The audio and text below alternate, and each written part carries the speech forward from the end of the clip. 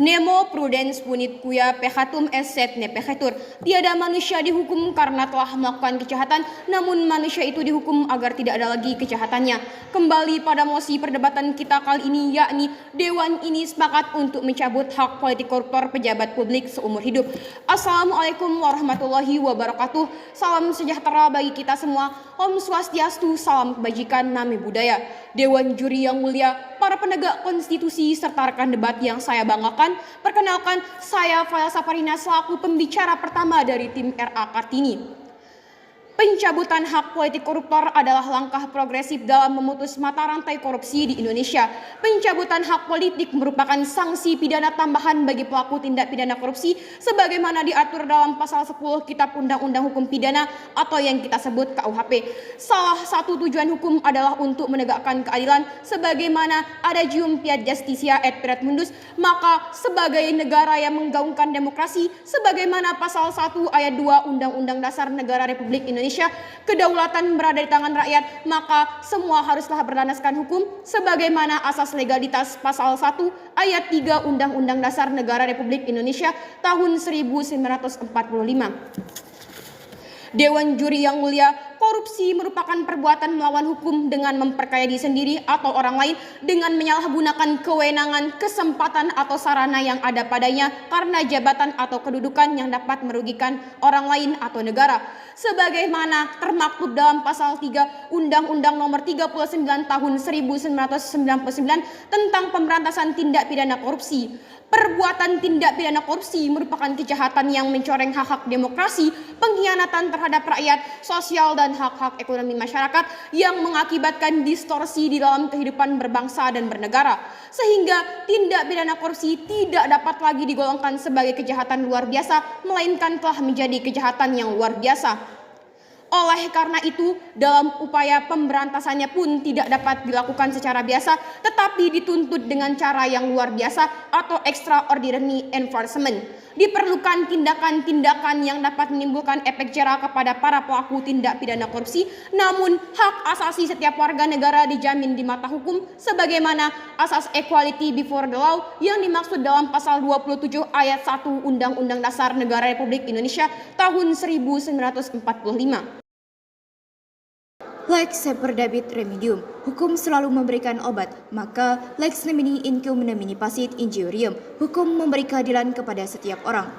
Semua aturan pemidana itu ada tujuan hukum yang ingin dilindungi, dan salah satu dari tujuan pemidanaan itu adalah di samping memberikan efek jera juga untuk pencegahan. Assalamualaikum warahmatullahi wabarakatuh. Salam sejahtera bagi kita semua. Salam, nami budaya, Om Swastiastu, salam kebajikan. Dewan juri yang kami hormati, rekan debat dan para pengamat konstitusi yang kami banggakan. Perkenalkan, saya Lasmi Amsini selaku pembicara kedua dari tim RA Kartini yang pada kali ini berada pada posisi pro terkait mosi perdebatan kita, yaitu Dewan ini sepakat mencabut hak politik koruptor pejabat publik seumur hidup.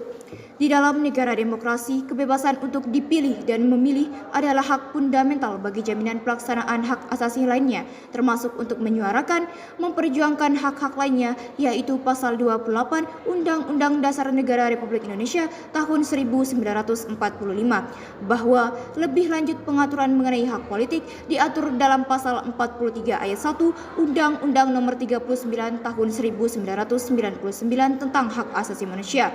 Dalam hal ini, hak asasi manusia memang tidak bisa dikurangi, namun bisa dicabut mengingat sifatnya untuk keamanan, ketertiban, dan kepentingan suatu bangsa serta tidak mencederai hak asasi lainnya. Secara lex generali, pembatasan dan pengurangan hak asasi manusia diakomodir dalam hukum nasional dan internasional berdasarkan pasal 28J ayat 2 Undang-Undang Dasar 1945.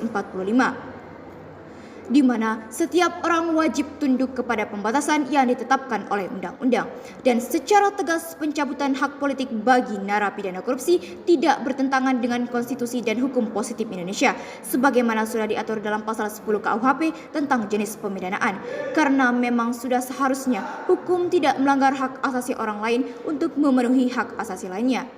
Pembatasan dan pengurangan hak asasi manusia juga diatur dalam Undang-Undang Nomor 39 Tahun 1999 tentang hak asasi manusia, yaitu terdapat pada pasal 70, pasal 73, dan pasal 74. Deklarasi Hak Asasi Manusia mengatur pembatasan dan pengurangan hak asasi manusia, yaitu dalam pasal 29 ayat 2.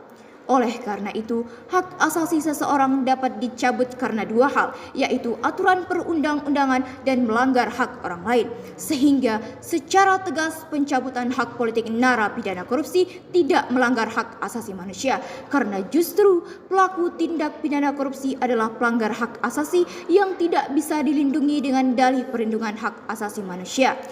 Hukum tidak bisa dimaknai secara tekstual, namun hukum harus mengedepankan keadilan.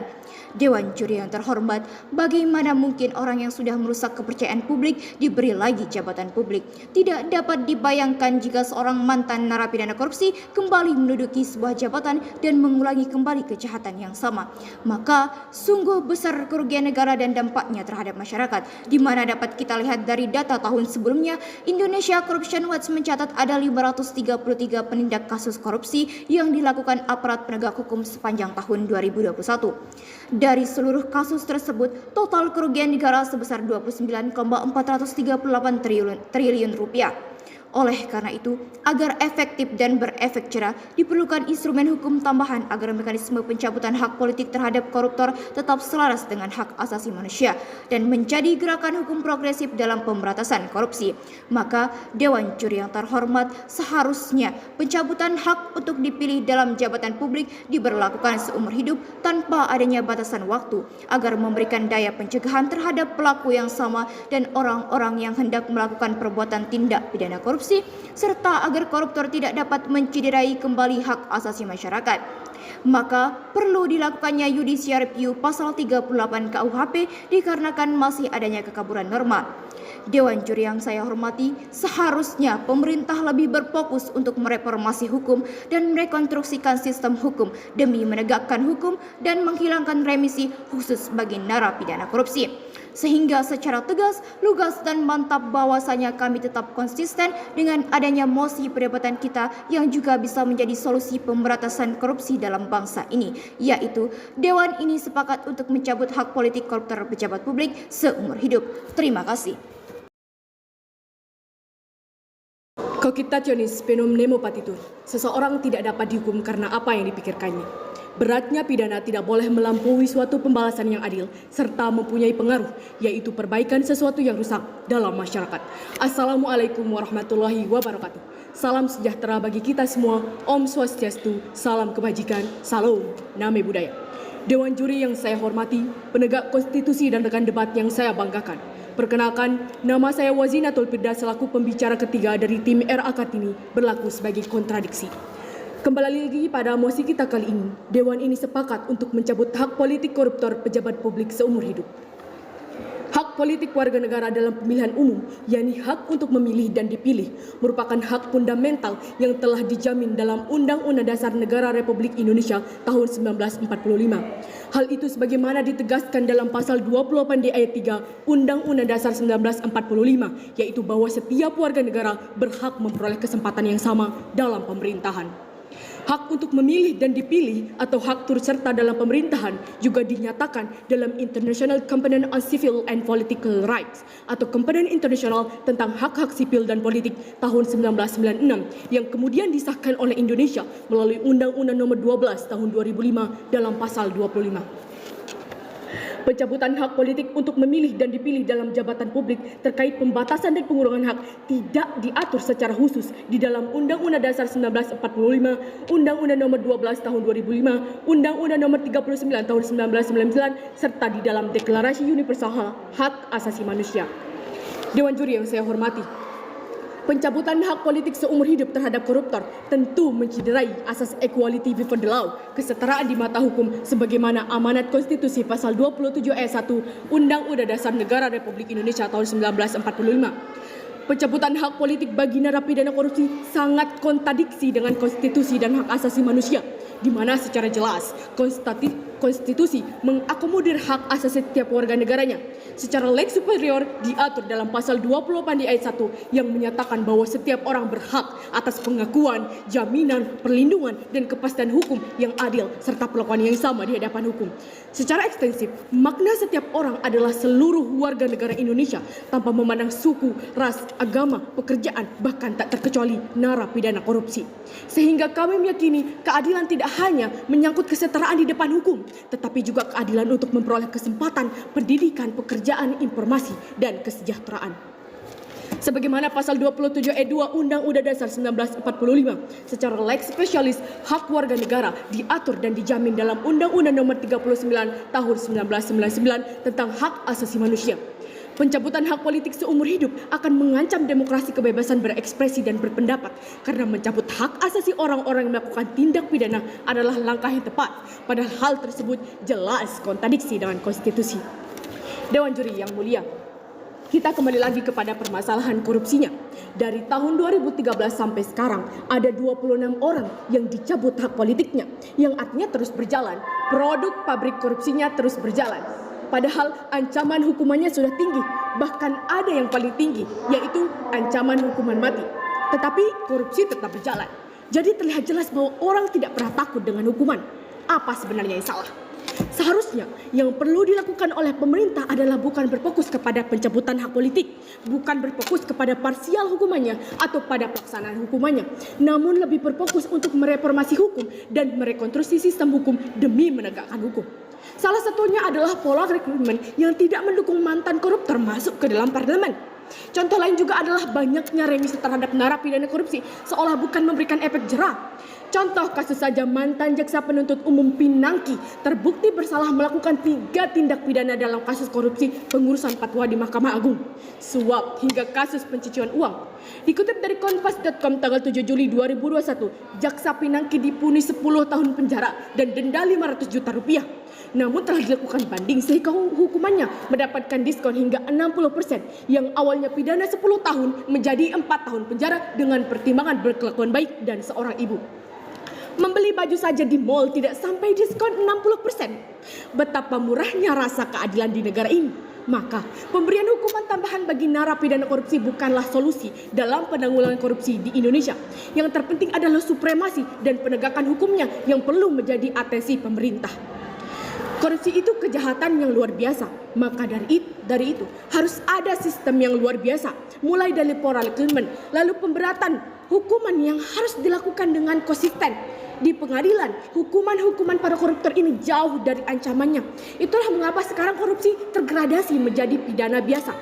Jadi sangat ditekankan pada rekonstruksi hulu dari terjadinya korupsi ini, yaitu sistem politik, karena politik kita ini adalah sumber dari korupsi. Jadi mencoba rekonstruksi lagi sistem politik kita menjadi solusi yang bisa dilakukan di Indonesia ini daripada mencabut hak asasi seseorang pada pemerintahan.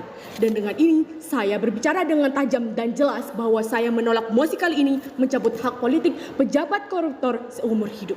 Terima kasih. Baik, selanjutnya saya selaku pembicara penyimpul dari tim RA Kartini akan menyimpulkan perdebatan kita pada kali ini. Tindak pidana korupsi merupakan perbuatan melawan hukum yang secara formil melanggar ideologi Pancasila, sila kelima, keadilan sosial bagi seluruh rakyat Indonesia. Korupsi digolongkan sebagai tindak pidana luar biasa. Pencabutan hak politik seumur hidup terhadap tindak pidana korupsi merupakan upaya penegakan hukum yang konkret demi menegakkan keadilan dan memberikan efek jera kepada para pelaku tindak pidana korupsi. Sesuai dengan amanat konstitusi, secara lex spesialis diatur dalam pasal 18 ayat 1 Undang-Undang PTPK dan secara general diatur dalam pasal 10 KUHP tentang pemberian pidana tambahan, yakni pencabutan hak politik karena korupsi bukan hanya tindak pidana namun telah melanggar dan mencederai konstitusi. Pasal 28J ayat 2, rasa keadilan, mengkhianati kepercayaan rakyat dan mencoreng negara demokrasi. Namun di sisi lain, sebagaimana argumentasi dari pembicara dari pihak oposisi, apabila pencabutan hak politik bagi koruptor pejabat publik diterapkan, maka akan kontradiksi dengan ideologi Pancasila, sila keempat. Selain itu, kontradiksi juga dengan konstitusi negara, yaitu pasal 28D Undang-Undang Dasar Negara Republik Indonesia tahun 1945.